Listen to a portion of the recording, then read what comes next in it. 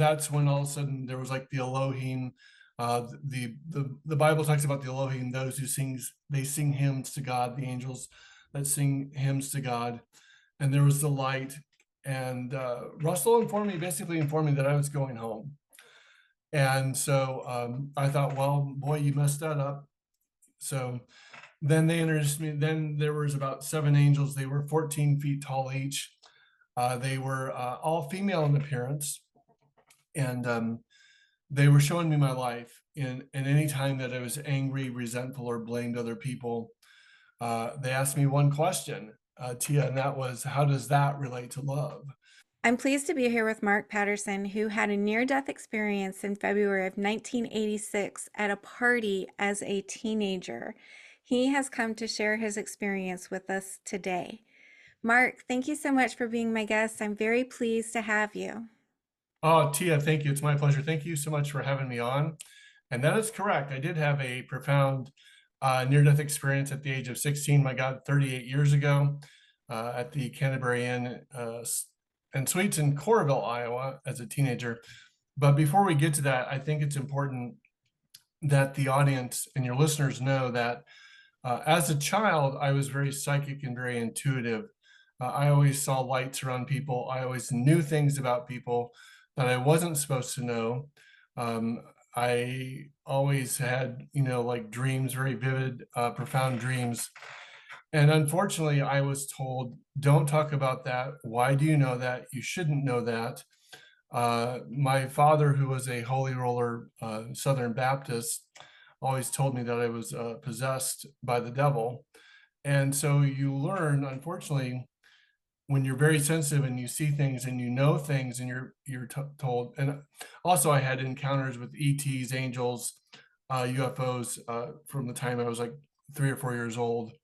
And so all that was part of my experience. And of course, you always heard over and over again that you were crazy. Don't talk about that. That's nonsense. So unfortunately, you learn not to trust yourself. And because of that, because there's such a conflict because of what you experience, what you see, what you know, and you're being told that you're crazy, I chose, I didn't want to feel anymore. I didn't want to know anymore. I didn't want to see anymore. So by the time I was 13 years old, I was into drugs and alcohol because I wanted to tune it out because it was crazy making. And so that led to a night when I was 16 years old at the Canterbury Inn in Coralville, Iowa, where at a high school party, I chugged a fifth of vodka, 4 beers, 2 glasses of wine, and about 3 or 4 wine coolers in about 90 minutes. Needless to say, my body went into cardiac arrest from acute alcohol poisoning. My skin, my forehead was black, green, and purple. I was completely unconscious in the bathroom of the inn at the Canterbury Suites in Coralville, Iowa there. And so the first thing that happens, and anyone that's had a near-death experience will tell you that when you first leave your body, it's scary because all of a sudden you see your body down there, you see all of your classmates that, an hour or so ago were going chug, chug, chug, chug, chug, and you're trying to call out to them. And of course, they don't hear you. Then I was greeted by my grandfather, Russell. Russell passed away when I was 2 to 3 years old. And it's very common that if you have a grandparent who passes when you were young, they tend to become like your guardian, your guide, and they tend to look over you. And then that's when all of a sudden there was like the Elohim. The Bible talks about the Elohim, those who they sing hymns to God, the angels that sing hymns to God. And there was the light. And Russell basically informed me that I was going home. And so I thought, well, boy, you messed that up. So then they introduced me. Then there was about 7 angels. They were 14 feet tall each. They were all female in appearance. And they were showing me my life in any time that I was angry, resentful, or blamed other people. They asked me one question, Tia, and that was, how does that relate to love? How does that relate to love? And everything in our life is an opportunity to express love. So the word the word forgiveness means forgiving your love away. If you're always getting the car, the house, the jewelry, all those things, you're always forgetting things. You are forgetting who you really are. And so they talked to me a lot um, about my life, who I was, and they said, "Yeah, you're going home." And you got to remember that in this multidimensional reality, that all these existences, all these timelines, or all these parallel lives are going on at the same time. And at the same time, there's this like telepathic communication with these angels, my grandfather, and all these things that are going on. They introduced me to a being that was probably about 30 feet tall. And they went into this great conversation about sacred geometry, sound healing, healing through sound, and the Melchizedek priesthood. And in this one instant, or in a breath, so to speak, Mark, who was in my body from the time I was born until the time I passed at 16, this being, this 30-foot being, formed an icosahedron, a geometric platonic solid, entered my heart and brought me back to life. So in New Age terms, I'm a walk-in. So I got a different soul, or another aspect of myself um, that took over. Barbara Ann Brennan, in the book Hands of Light, on page 262, writes that future lifetimes can be taken on at the completion of a lifetime if the individual so chooses. So in a sense, a future lifetime of mine, or an aspect of myself, came back through time and space, and came in back into my body. And so that's what brought me back to life. That's why I'm still here. And the interesting thing is that for 3 or 4 days, everyone seemed like they were about this big to me. And then, especially my mom. I was an only child with a single parent, a latchkey kid from Iowa. And so everyone looked about like this big. And I was like, I was confused. There are all these voices and angels communicating to me like, it's going to be okay. It's going to be okay. You're going to be okay. And then by the 4th or 5th day, I became Mark. I was a sophomore at West High in Iowa City, Iowa. And I knew who all my friends were. I knew that was my mom, and and all the memories of Mark, came into the forefront. And so many people ask me, well, how did that change you? Well, I went from being, I went from being psychic and sensitive to being really, really psychic, and even more sensitive, and maybe more, more intuitive. And shortly after that experience, I was in Sturgeon Bay, Wisconsin, with a childhood friend, Peter. And one morning I went to Peter's mom and I said, look, you have to call your daughter right now and tell her not to come up here. And I just said, she can't be here right now. And, later that night, Peter's mom came to the bedroom that Peter and I were in. And she goes, I know that you've been seeing us arguing and stuff, and I know that's not normal. I go, no, that's not it. You need to tell her not to come. She just can't be here. She cannot drive up here. And so the next day at lunch, I was like, look, I don't think you understand what's going to happen. You need to tell her not to come. Well, they got really upset with me to the point that they sent me home on the Greyhound bus back to Iowa the next day. Unfortunately, she was killed in the car accident on the way up. And so I was like, I don't want to do this. You did what you asked me to do, and now she's dead. And I think for many years I took on a lot of guilt over that. And so I chose to smoke marijuana, hash, tie sticks every day from, 16, 17 to 18. And then it was around the age of 18 that I was introduced to Jerry Bowman and Joe Albiani. And Jerry Bowman is a trance channel. Joe Albiani was an attorney out of Boston. Many of you have probably not heard of either Jerry Bowman or Joe Albiani, and but you've heard of Shirley MacLaine. Shirley MacLaine's channel medium was Kevin Ryerson. Kevin Ryerson channeled John the Apostle. Well, Jerry Bowman was a trance channel, and he would channel John the Apostle. And they had the show out of Los Angeles, California called on KIEV called The Out of the Ordinary Show. And I listened to Jerry channel John. And after a while, I found John speaking to me like you and I are interacting now. And John would tell me things like, we never use the truth to be right. We never use the truth to make others wrong. We never use the truth to belittle others. We never use the truth to score points for ego. And he would say things like, a master is not a master because he himself says so. A master is called master because those who witness him say that he is master. Or he would say, the kingdom of God is within you. Why do you seek anything else?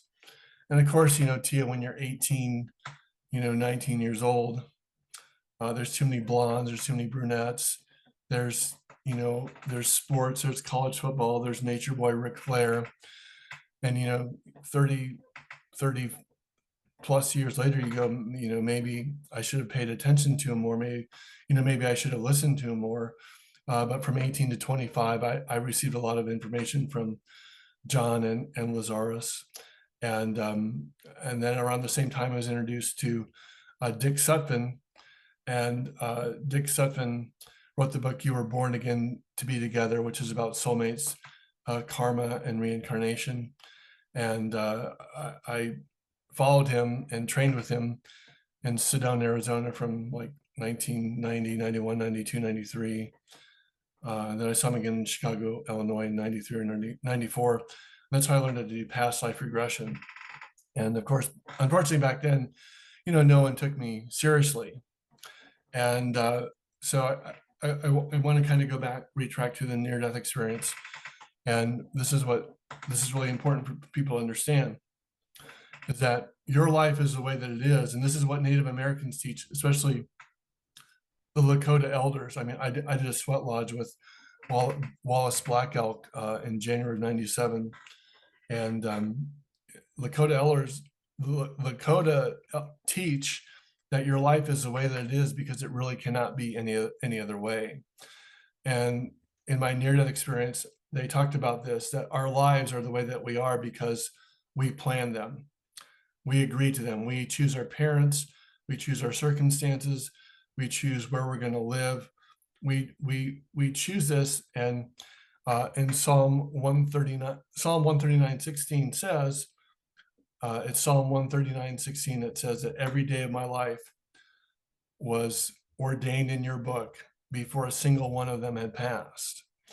And in the 1800s, they were called the predestined Presbyterians. And of course, or Calvinism. John Calvin was the founder of the Presbyterians. And then they talked about parallel lives. So I was talking, that you have an oversoul, and your oversoul can incarnate into 3 or 4 different beings, several beings at the same time. It's my understanding that one of my parallel lives is the famous rocker Sammy Hagar. Now, I've never reached out to Sammy. I've never talked to him, but I was told about this in my dreams for many, many years. And they talked about that in my near-death experience. And we also tend to, Tia, incarnate with about 20 to 30 people. They are called our soul family.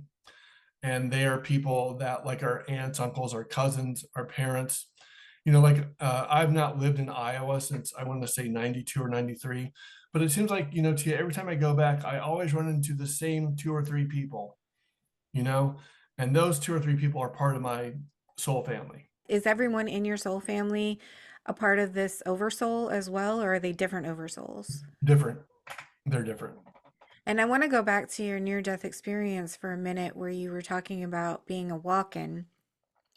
Are you still connected to that original soul that was inside you, inside your body? My understanding is no. Is this original soul and the soul that you are now, they're still part of the same oversoul? That would be correct. Yes. I guess I'm not aware of my connection to the original soul. I'll say it that way. I find it very interesting how the memories came right back to you after just a few days. Were they like programmed into your DNA, the body somehow? Yeah. So Barbara Marciniak, who wrote the book Bringers of the Dawn, says that your identity is stored in your blood and bones. Yeah. Okay. That's very interesting. Yeah. And then I have another question about how we choose our life. So I think this is on a lot of people's mind, and I see this question a lot when people talk about how we choose our life, or even just not that we choose our life, but this life is for our highest and best good. People talk about suffering. Why would someone choose suffering or some extreme suffering? We see starving children, or we see people being tortured and killed. Why do we choose things like that? That's a great question. And I answer this all the time because your soul wanted to demonstrate the power of love. Your soul wanted to demonstrate what it could do. Your soul agreed that it was going to show love. It was going to show compassion and forgiveness. Your soul wanted someone to forgive. Another person's soul wanted to forgive you. So, and there's I think it was around 1997 when the Congo in the Congo, the Rwanda civil war broke out. There's a story of Immaculée. She was forced to live in a bathroom of a gentleman's house, a family's house, for 91 days with 7 other individuals. And after the Civil War settled, the dust settled, they kind of found the main perpetrator who'd killed most of her family. And they literally gave her like a machete and a baseball bat, and with, like 2 or 3 guards, standing there. And they said, do whatever you want to with this guy, if you kill him. And she wholeheartedly forgave him. She understood the assignment. She expressed love. And so and that's what it's, you are here to demonstrate the power of love. And it's the power of love that can demonstrate, what can be done. And like when you see like children starving or suffering, you know they are messengers of God, in a sense, that are showing us, hey, we need to heal this. This is what we need to heal. This is what we need to fix. And their soul took on that burden as an agreement, as a soul contract. God, what's his name? Newton writes the book about the soul's journey, and he talked a lot about agreements and contracts. Dick and Tara Suppin wrote the book Soul Agreements. Neil Donald Walsh, who wrote Conversations with God, he talks about this. And again, it's in the Judeo-Christian Bible, that every day was ordained. Every day was ordained in your book before a single one had passed. Otherwise, it just becomes a random universe. It doesn't make sense. And so if you think like your soul is always going to divide, right? Because soul is energy. Energy doesn't stagnate. It always is expanding. It's either expanding or contracting. Cells expand, contract. Well, souls can completely continue to divide and multiply. So you could have 100 people say that they were Cleopatra in a previous lifetime. And all of them would have memories of it, and all of them would be correct because their souls had divided. Because that's just the laws of physics. The energy keeps multiplying and dividing, and they'd all be valid. And I know that I'm not trying to romanticize, oh, I was Cleopatra in a past lifetime, because a lot of times when I do past life regressions, someone's just a villager, and there's that's what you agree to in that life, or you had a very simple life in the Swiss Alps. It's not, it's not everyone that when they do a past life regression, they find out that they were famous, and the other thing is that the universe is experiencing itself through you. God is experiencing itself through you to retain or to understand all dimensions of consciousness. It is gaining all dimensions of and learning until we make the shift into unity, what people would call unity consciousness or oneness. And the guy that just won the Nobel Prize last year won it for entanglement. Entanglement theory shows that everything is connected, that we are all one, that there's no separation. There's really no Tia, there's really no Mark. There's just the one, the oneness. And that's hard when you have people that you don't like, but they're just aspects of you. Michael Beckwith has said for years that all acts are either acts of love or acts calling out to be loved. How does that fit into the concept of the oversoul? So yeah, the oversoul, the oversoul just chooses, because your oversoul is so large. There's such a greater aspect of you that's not in your physical body that can take on different forms in different lifetimes or parallel lives, as I was talking about earlier. I was thinking about this the other day, and also from going back to my near-death experience, people need to understand is that whatever you think of God, Jesus, Buddha, Krishna, Sai Baba, Mir Baba, no Baba, whatever you think, this one source, this one is love, and you are loved unconditionally. I mean, this energy loves you, has compassion for you, and I think the best example of that is many years ago, either in the 70s or 80s, there was Jeffrey Dahmer. He was a serial killer. And they say that his mom loved him unconditionally. And, she wasn't in denial of what happened, but she loved him. And it was like it was her son. Now, if a human mom can love someone, quote, heinous and evil as that, why do we think that God, with all of its power, all of its wonder, all of its infinite wisdom, wouldn't be able to love you any less? And this whole thing, they talked a lot about to get out of the mindset that you're separate from God. There's only two cultures that I'm aware of that teach people from day one that they are not separate from God. That is the Huna culture of the Polynesian Islands in Hawaii and the Native Americans of the Southwest, particularly the Hopi and the Anasazi. Oh, there's one more, the Aboriginals of Australia. They teach people from day one that they are not separate from God. And if you look at, so along those terms, if you look at the word, quote, sin, most people will say that sin means to miss the mark. That's kind of a misuse of the word. The word sin means the Latin is without.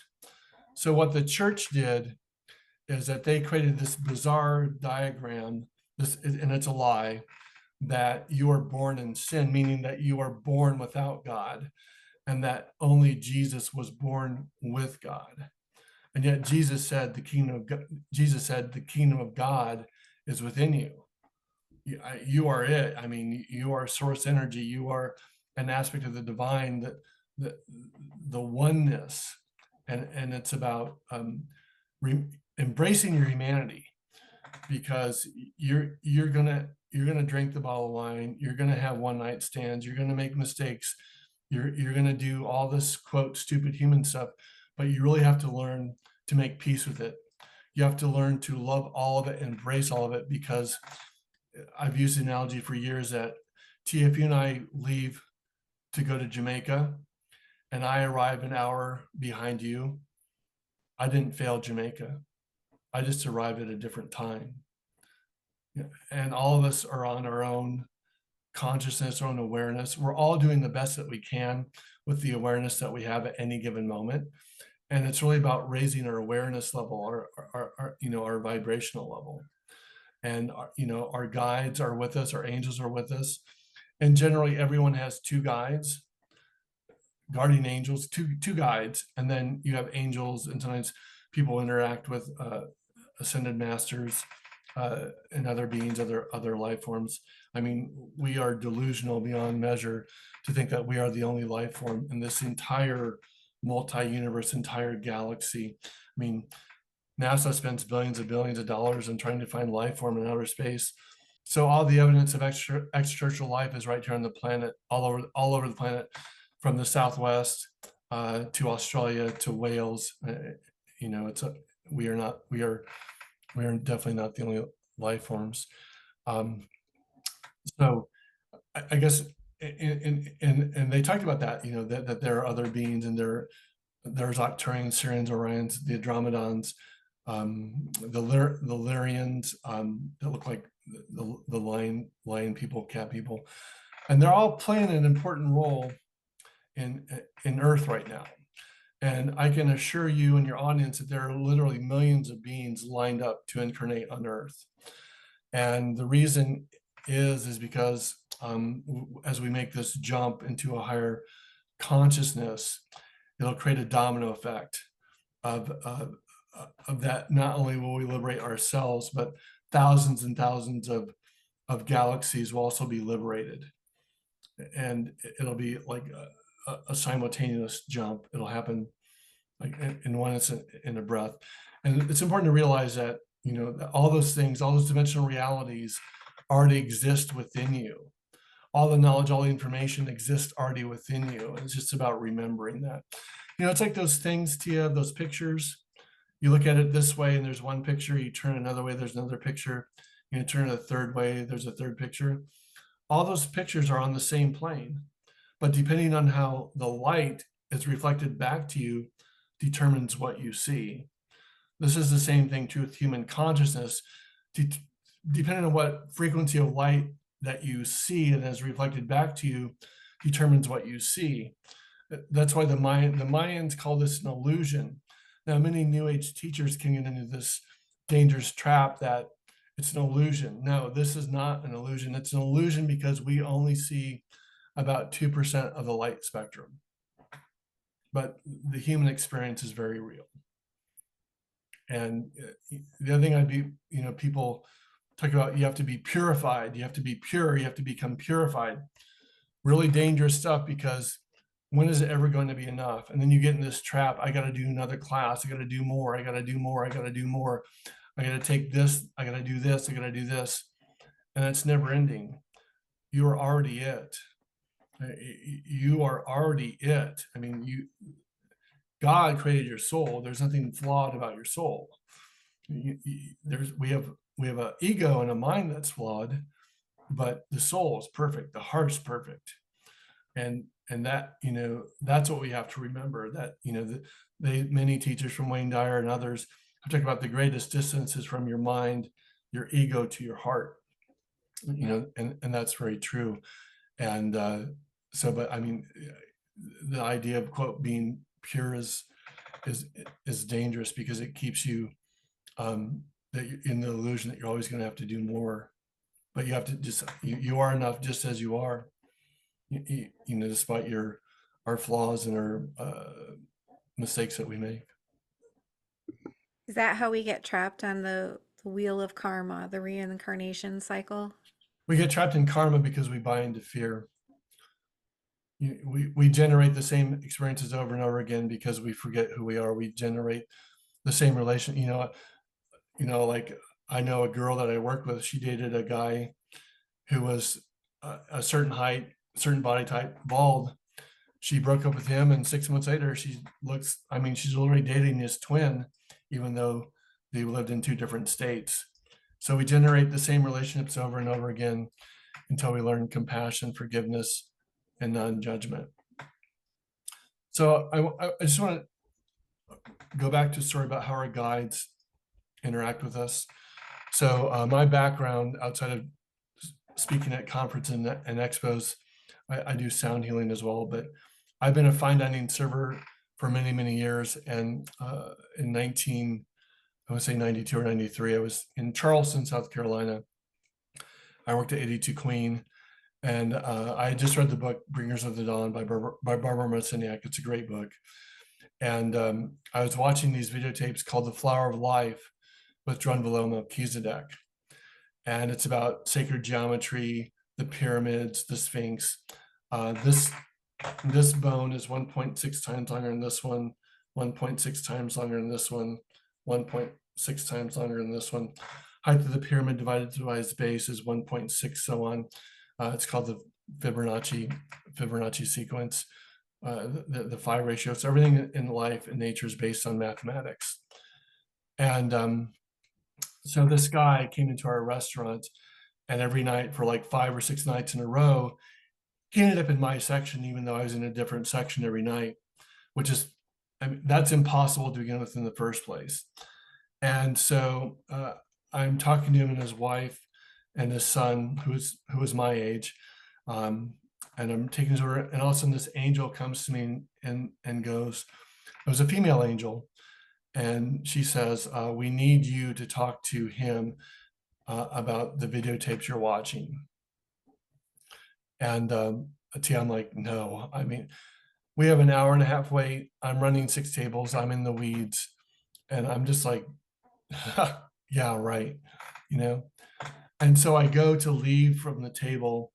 Tia, I was physically pushed back by an unseen force back to be in front of the table. And they were like, no, we really need you to do this. And I'm thinking, what am I going to ask this guy, Tia? You know what? So I go, hey, so are you a mathematics professor? I'm just trying to throw something out there. And he looks at me and goes, Mark, what did you really want to ask me? And I was like, well, you know, I'm watching these videotapes about the flower of life, sacred geometry, the Sphinx, the pyramids. He goes, Drunvalo Melchizedek, you have those tapes. Where did you get those tapes? I have to have those tapes. Like, well, hey, his name is Roger. I go, Roger, they don't belong to me, but I'll call Rosemary tomorrow morning and see if I can give them to you. So I call Rosemary the next morning. I go, hey, this guy, Roger, he's adamant that he has to have these tapes. Are you okay if I give them to him? And she goes, yeah, sure, I guess. Why not? I've seen him over and over again, and I have another copy of them. So the next day I meet Roger and his son, Sean. I give him the videotapes. Maybe it was a few days afterwards. And I don't hear anything from him for months. Go to work one morning, Angel comes back to me, and they go, Mark, we need you to go to your manager and tell her that you have to go home. I'm like, what are you talking about? I'm supposed to work. I just got here. They go, no, just please tell her that you can't work today. Okay. So I go to Melissa, her name was Missy Miller. And I said, Missy, I guess I'm not feeling well. Are you okay if I go home? She looks at me and goes, yeah, I guess so. We're not going to be very busy today. So I leave 82 Queen. I start walking back to my place in Charleston. And a voice comes back to me and they go, please do not stop anywhere. Please go directly to your care. They're called carriage homes in Charleston. And sure. So Tia, I get home, as I open the door, the phone rings. It's Roger calling me from France, the guy that I gave the videotapes to. And he says, Mark, thank you for the videotapes. How would you like to work with Drunvalo in person? I'm like, of course I would, you know. What do I need to do? How much does it cost? Where is it at? He says, everything's been paid for. Thank you for the videotapes. And so I got to work with Drunvalo when he was still teaching the Flower of Life workshops. Of course, Drunvalo and I lived in Sedona many years later together, and we'd always run into, of all places, Walmart or Safeway, you know. I'll talk about having experiencing God at a grocery store in just a second. All right, so because God is everywhere, right? God is in everything. All right, so that those, Deepak Chopra calls those moments synchrodestiny. And the problem is that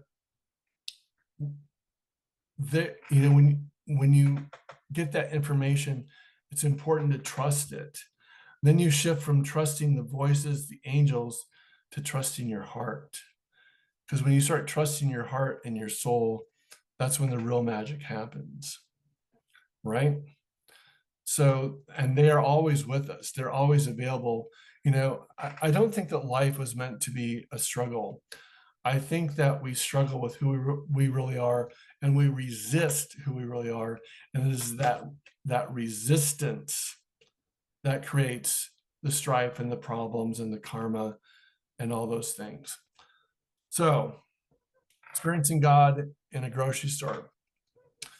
Wow. So on February 27th of 2022, just a little 2 years ago, I go to Publix, which is just right next door to me where I live.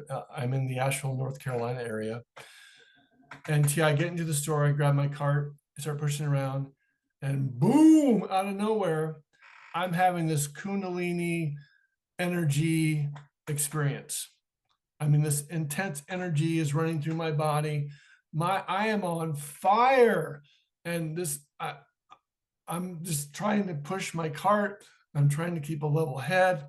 All these people are staring at me because they can obviously sense that there is something, going on with me.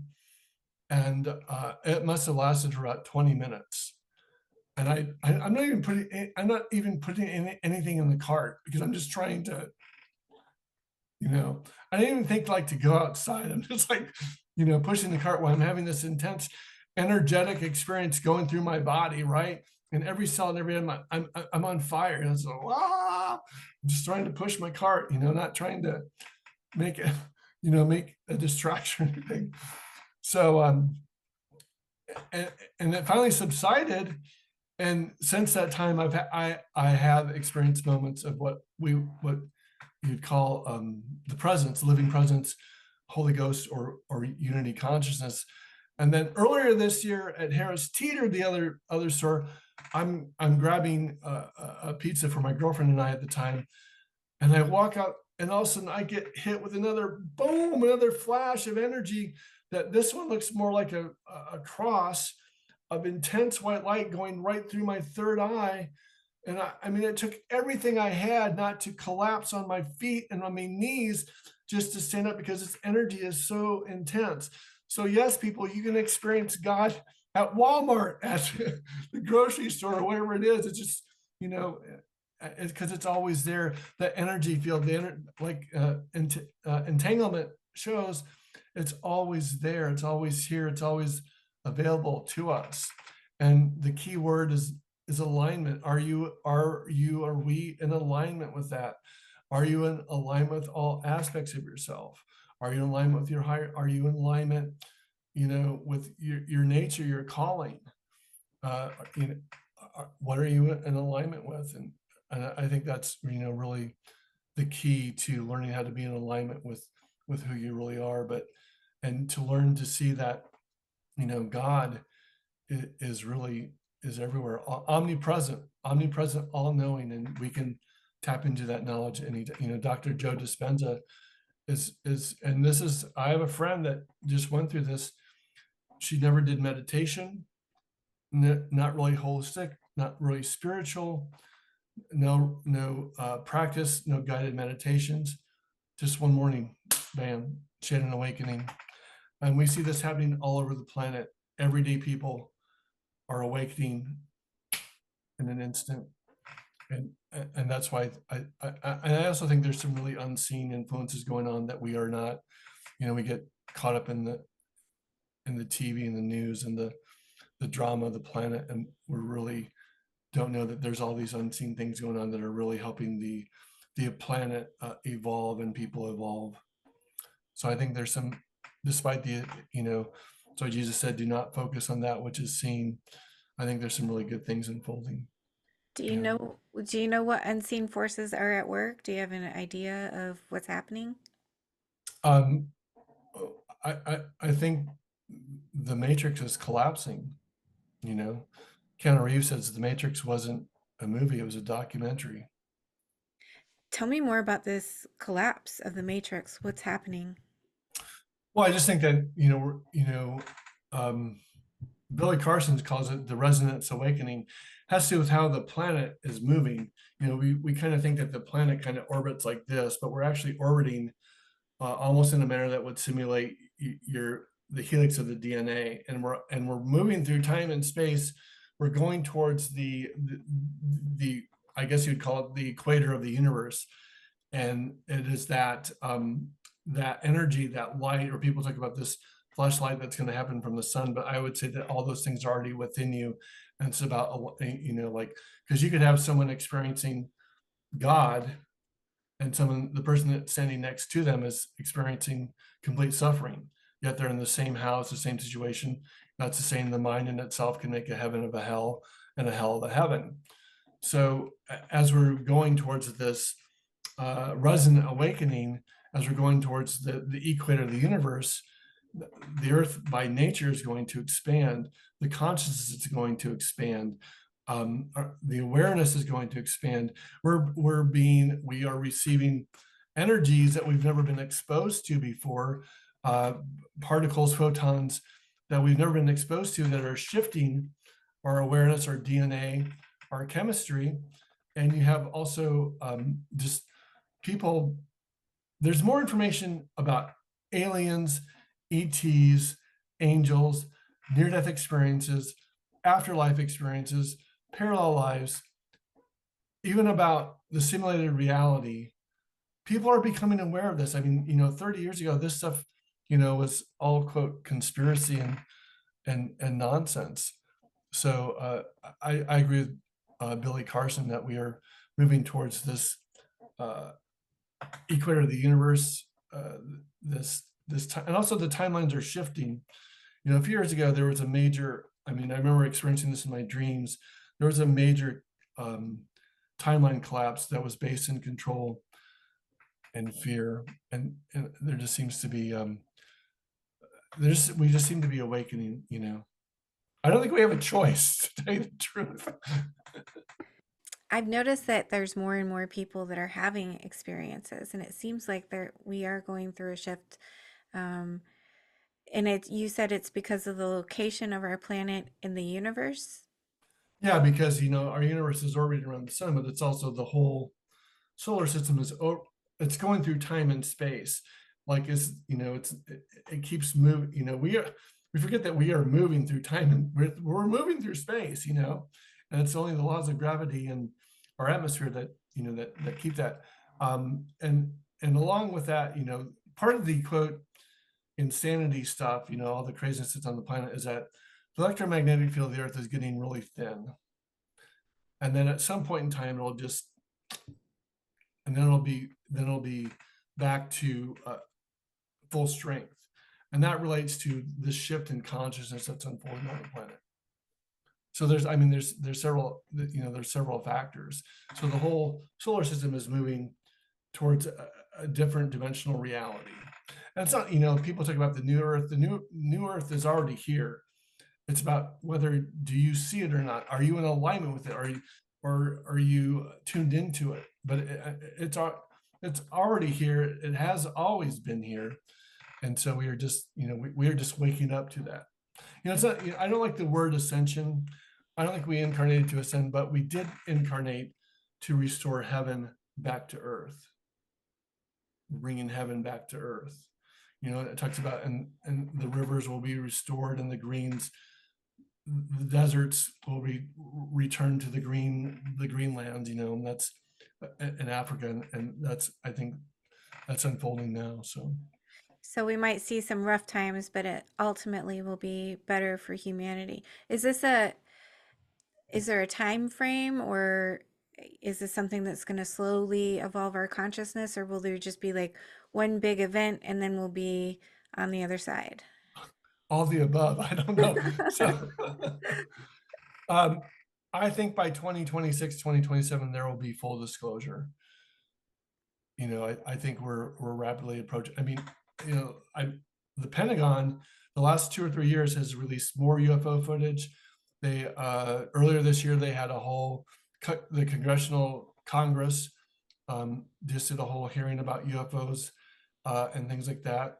And unfortunately, too many, the public seems to be caught up on their iPhones and their Androids, and they don't, which is, of course, what George Orwell wrote about in 1984, that they would they would be too glued to their screens and not notice what happened. So, I mean, on one aspect, um, there's a dichotomy. There's, on one hand, people are waking up. There's more information than ever before. On the other hand, there's a level of people, and again, we're all one, that are tuned into technology. And I agree 120% with Billy Carson that AI is the biggest threat to humanity. And why would AI be a big threat to humanity? Because if it becomes aware of itself, which is what the movie Terminator was all about, it could easily take over. You talked a little earlier about how we can free ourselves from, or the things that make us feel trapped, like resistance. How can we free ourselves and become aligned and remove that resistance so that we can move on to the next phase of our consciousness? Be still and know that I am. When he said that, he was referring to you. It's all about learning to be still, being quiet. That's I I know I've met Jerry Nesser-Hicks a long time ago, and that's what they've always said, that that when you meditate, that is what leads you to that place of non-resistance, that place of least resistance. Is to be quiet, to be still, to meditate.